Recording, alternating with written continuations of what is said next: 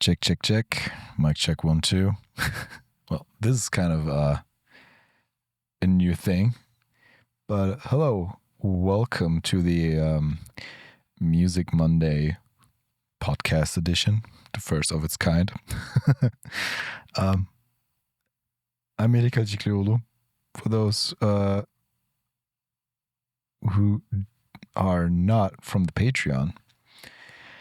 But yeah, this Music Monday is sort of my little own MTV segment where I talk about music, recent or past releases, but yeah, no gatekeeping in genre, no gatekeeping in what's cool or not, just, whatever crosses my ears and is cool and exciting, will find its place here, whether in written form as before or now in this new kind of format, talking to you guys directly.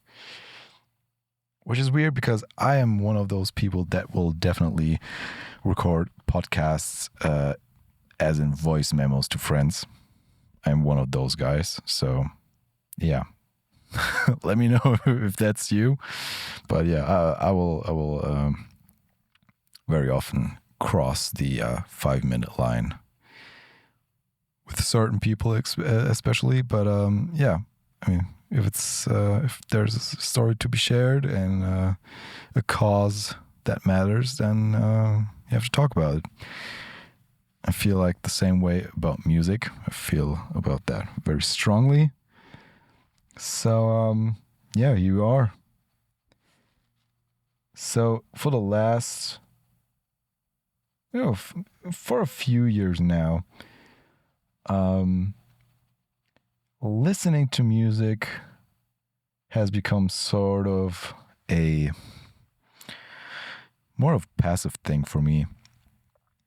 Meaning, not sitting down or, pulling out a CD or an album, putting that into the CD player or record player. Granted, I grew up more on CDs than it was vinyl, to be fair. But yeah, I mean, collecting CDs and collecting physical media was something I grew up on, and through streaming, for a lot of people, sort of disappeared for a while. And I mean, that's due to streaming and having everything available in a digital form, which is very convenient. Also not having the space to display my collection. Since we moved to an apartment that was that didn't allow for another huge shelf with all this kinds of stuff in it. So everything is sort of in the basement and tucked away in boxes. And that kind of worked for a long time because if I had the time to listen to music, it was, I mean, like I said, more of a passive thing while working, for example. But the times where I actually had time to really get into stuff was during longer car rides. And I mean, I had my phone there. I could stream, and that's all fine and cool and everything. And I would definitely make efforts here and there to, listen through a full release if possible. But even then, a lot of times I would, put on my favorite playlists or do a shuffle of some sorts. And it's been a while. It's been a long while, actually, since I really sat down consciously choosing to listen through a full release and have that experience again. And I'm sort of discovering that and bringing that back to my life. which is kind of cool and fun. And it came through the old car broke down last year, and we bought another one, also used. But yeah, that car or this car doesn't have like it's a CD player, and in theory we have an auxiliary in. Just if in case you're wondering, I'm actually in the car right now. That's the middle console where the auxiliary in is hiding. Now, there are two problems with this whole situation. First being, the auxiliary in is placed in the worst kind of thing, situation or position. It's hidden away in the middle console, as I mentioned, but also it's not shallow enough to have like a proper cable that isn't like right angled to like closing down the middle console would break the cable eventually. And if there's something that gives me the absolute icks, then it's breaking along cables. So that's not really an option. But also, even like with the CDs, the little dial here for the car's menu, there's something wrong with it. So it doesn't always work. And so we're kind of at the mercy of if it works, and then if CDs are actually working with the radio, because sometimes, I don't know if it's like the copy protection that was heavily introduced like in the mid 2000s, if that is something that has to be taken into consideration. But like some CDs outright won't work. Some do sometimes. And then like my old collection of burned MP3 CDs that work always. They always work, but some of them are very old and pretty scratched up. But it's still fun to to have that collection back into rotation. And having these little time capsules with me, and being able to pull them out and have a blast from the past, which is kind of neat. And when having these longer car rides, to be able to enjoy that kind of experience. But anyway, one thing I'm getting back into, so it's listening to full release, and then also I'm being able now to. So let me rephrase. So in the past, when I grew up, I would always spend all my pocket money. All of it would be spent in stores for CDs. So 90% of my money would go for CDs. The other 10 probably for snacks, somewhere around there. And it was a whole ritual to go to the stores. And here in Germany, we would have like in Saturn and Mediamarkt, and you would have these aisles upon aisles with CDs. And my dad and I actually would go there, and you could pick up CDs, and then they would have these listening stations where you scan the CD, the barcode, and then you would have like either like I don't remember if they had like the full songs. I think you could listen to the whole songs actually. But even if that wasn't the case, like having just like these snippets and just being able to listen to the CD before you bought it. But I think actually it was like full songs. So I would collect a stack of CDs that interested me, and I would listen to them. I mean, sometimes I would spend a very long time listening to stuff because I mean it was all my money essentially going towards that. So I had to make sure if the product was actually good or not. So take like 15, 20 minutes, sometimes probably even longer, searching for CDs, and then take as much time to listen to them, and then buy it, go home, be stoked, and listen to all that. But stores don't really sell CDs anymore. I mean, they kind of do, but like I went to the same store where we would go like years and years ago. The whole floor that used to be CDs is now like, hey, here are some fridges, here's some microwaves, and there's some PC stuff, and like the whole music section is now a little corner next to the checkout, which is kind of depressing, to be quite honest. But I mean, I get it, because like, who the fuck even buys CDs anymore?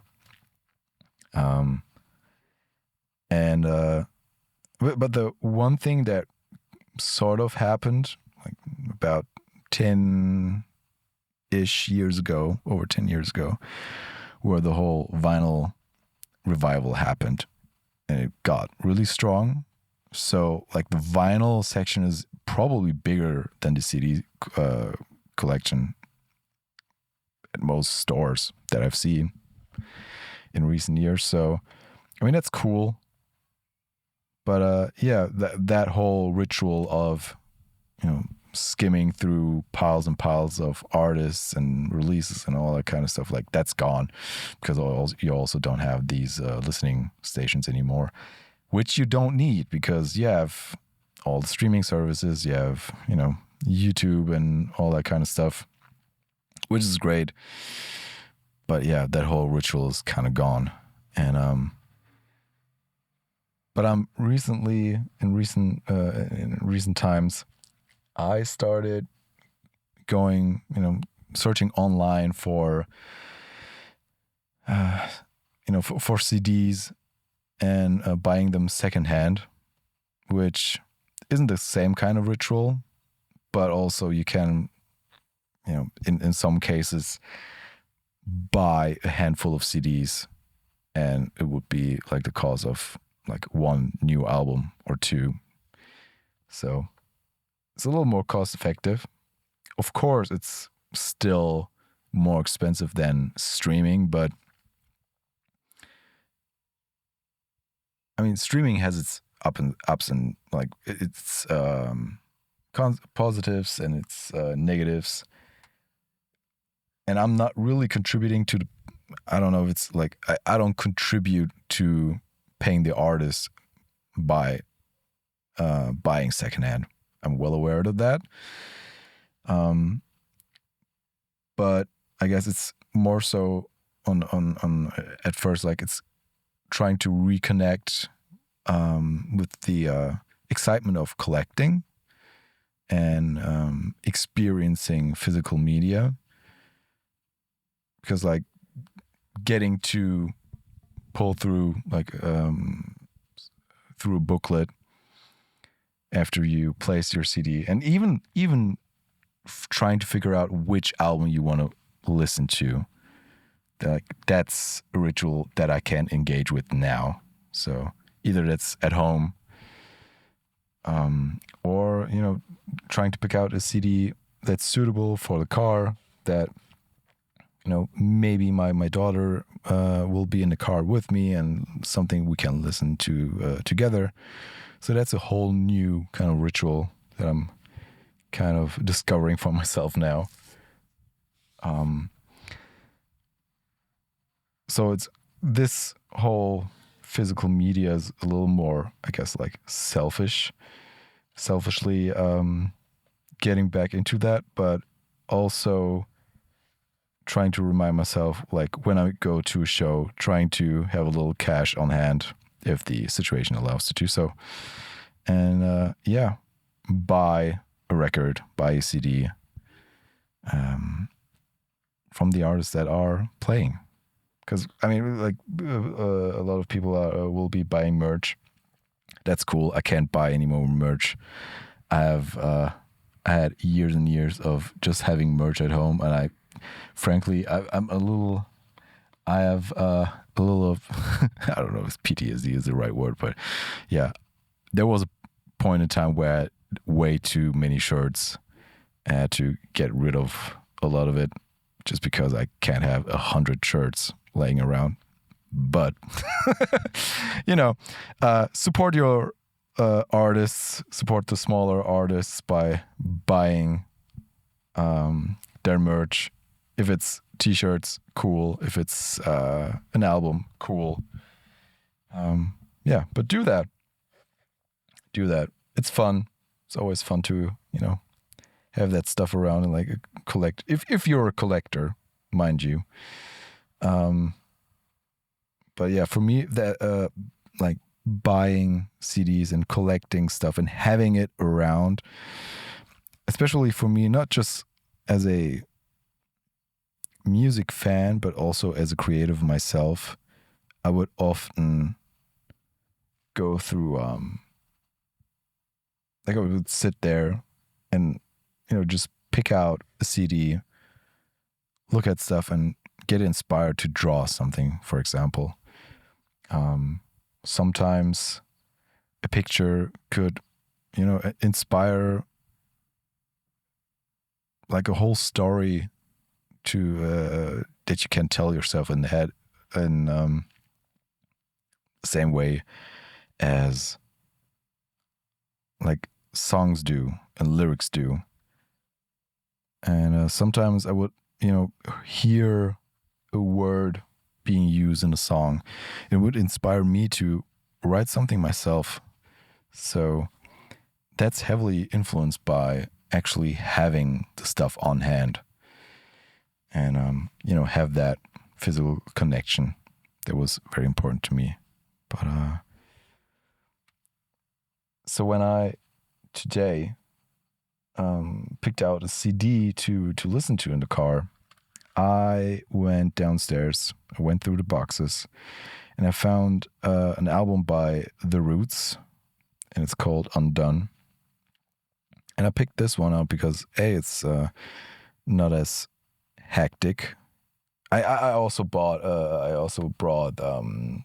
Aerozone by Vane with me, so if I want hectic and harsh, I have that too. But the Undone album is kind of special, and I think it highlights something in my collection, which is an album of very high quality without like bangers, quote unquote. I'm sure they had some singles at the rollout. I don't remember. I didn't research that before pressing record now. But I think it's an art in itself to have, concept albums.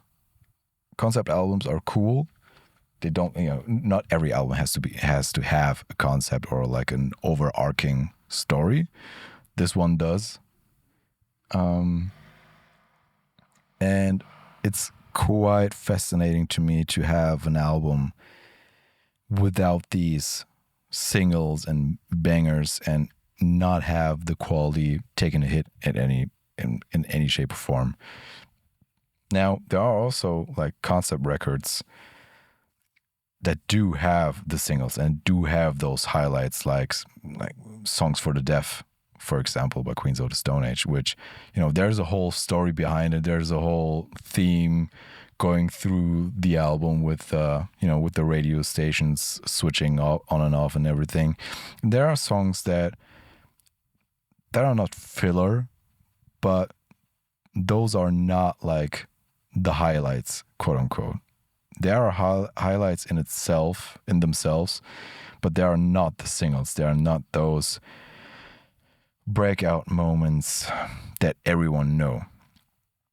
And I think having those moments, like when you think of these kind of albums, like they would be a movie, for example, you have, let's say, an action movie that has a very particular, like, let's say, a fighting scene or like a fighting scene or an action scene that is so over the top that you will have like clips of that on YouTube. And people will share that and will always, watch back that kind of moment. And that's fine. It's great to have that. But it feels like those kind of movies are always leading up to that particular moment. So everything in the story has to serve that moment in a way. And I think of Undone as something more like a drama where, each scene contributes to the storyline, where each character, in terms of the people singing and like the features on here, these features are not like flashy celebrity guest spots that are trying to pull in numbers, but there are characters contributing to the story. And it's very fascinating to have that cohesive body of work. That's like everything counts. And there are definitely like songs where those are a little more, let's say, poppy or a little more upbeat. So it's not just, it's still very dynamic in itself, but it's not trying to have this one moment sort of overshadowing the rest, or where not everything is leading up to one particular scene. That's then the moneymaker, I guess you could say. And I think that's really, really nice, very, very admirable quality in making music. And I would put something like, I don't know, Kendrick Lamar, Section 80, and Good Kid, Mad City come to mind. I mean, those are also rap albums. They are telling a story.